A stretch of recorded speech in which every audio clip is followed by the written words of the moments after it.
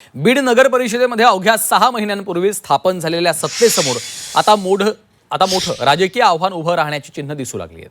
नगर परिषदेतील सत्ताधारी नगरसेवकांच्या एका गटानं नाराजीचा सूर आळवल्यानं कधीही सत्तांतर होऊ शकतं अशी चर्चा राजकीय वर्तुळात रंगली आहे। त्यातच अनेक वर्षांचे कट्टर राजकीय विरोधक असलेले क्षीरसागर बंधू एकत्र येण्याच्या हालचालीमुळे बीडच्या राजकारणात नव्या समीकरणाची चर्चा सुरू झाली आहे। योगेश क्षीरसागर यांनी केलेल्या वक्तव्यावर वेळ आली तर आम्ही दोघे क्षीरसागर एकत्र बसण्यास तयार आहोत असं संदीप क्षीरसागर यांनी म्हटलेलं आहे।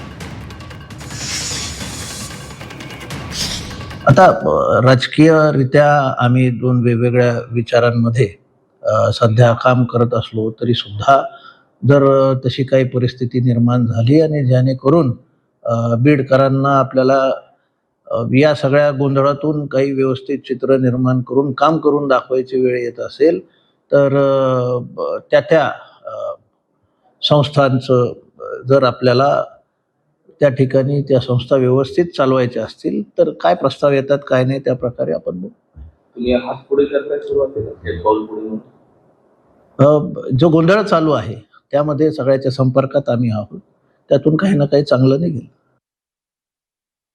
हे बघा, हा कौल लोकांचा अजितदादांकडे बघून दिलेला आहे आणि कौल दिल्यानंतर सुद्धा आम्ही बिनशर्त पाठिंबा दादांकडे बघून आम्ही दिलेला आहे की दादांच्या माध्यमातून तिथं काम होतील। पण ज्या पद्धतीचा तिथं कारभार चालू आहे, पूर्ण चित्र हे लोकांसमोर आहे, हे चुकीचा कारभार तिथे चालू आहे। दोघं भावंड एकत्रित होऊन बीडच्या विकासासाठी काही चर्चा करायला तयार आहे? बघा, विकासाचा विषय असेल किंवा लोकांच्या अडचणी कामाचा जो विषय असेल तर आम्ही विचार नक्कीच करू।